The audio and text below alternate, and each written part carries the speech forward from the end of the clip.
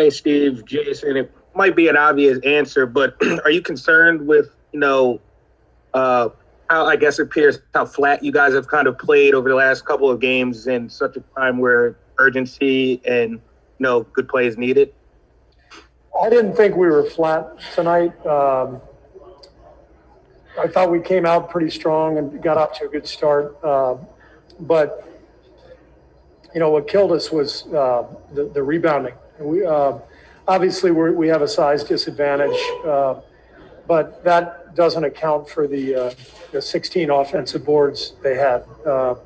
I thought at least 7 or 8 times we didn't box out. Somebody came in from the weak side.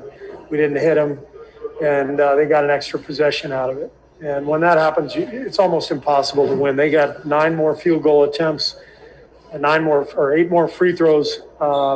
So basically about 13 extra possessions, coming from mostly the rebounding differential. And you can't win that way. So not disappointed in the effort, but I'm disappointed in the lack of attention to detail in terms of rebounding the ball.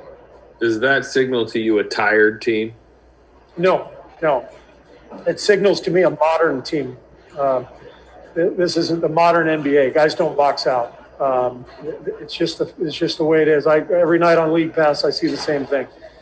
Players let guys come in from the weak side, and they think I'll just get the rebound. It's a disease that's rampant in the NBA. Problem is, if you're a really small team like us, then it's going to hurt you more than it'll help other teams. Than it will hurt other teams. Does this game feel like it comes with extra baggage because it happened in the shadow of the Mavs game? I don't even know what that means, Kerr.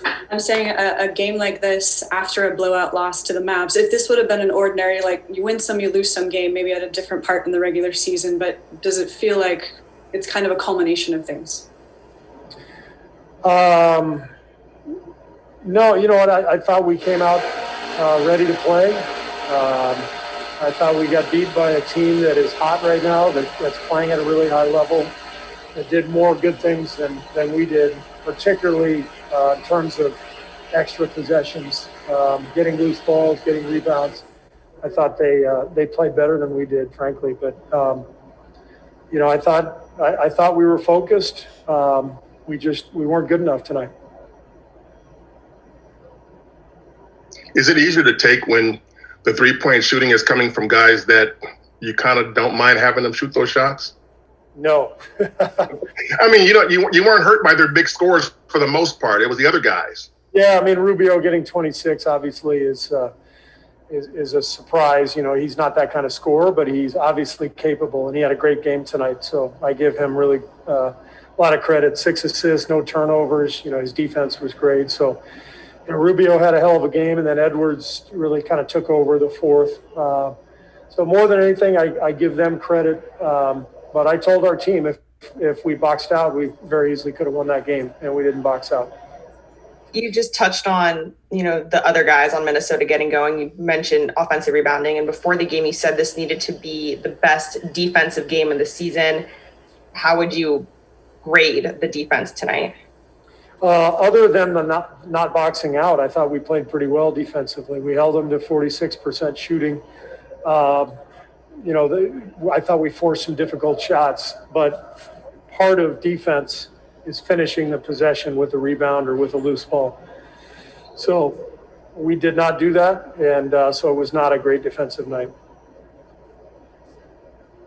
Was your impression of the 23s that they made just, again, them making tough shots? Do you think you contested those shots well? Well, they made some tough ones. We made a few mistakes, but they're a really good shooting team too. They've built their team around perimeter shooting, and so you got guys like Hernan Gomez coming off the bench, to knock down shots, and Naz Reid. They have shooting big men, which spreads the floor, which makes it difficult to cover everybody. Rubio was probably the key guy for them tonight. I thought we overhelped a little bit off of him at times, but again, I'm just going to keep going back to the rebound category, especially because there were so many egregious errors in terms of lacking box out. Is it Steve harder to James box here with out BNC Sports. on a team that's spread out the way that Minnesota is offensively? Sorry, go ahead, Wes. When Minnesota's spread out that way, does that make it more difficult to box out? Because I guess you just have to be aware of different angles. Guys coming in from different angles. Well, not really. I mean, there are going to be a lot of long rebounds. They took 41 threes, so there's going to be some long ones, and you're not going to get them all. The ones I'm talking about are when we specifically did not find a guy who's coming in and box him out, hit him.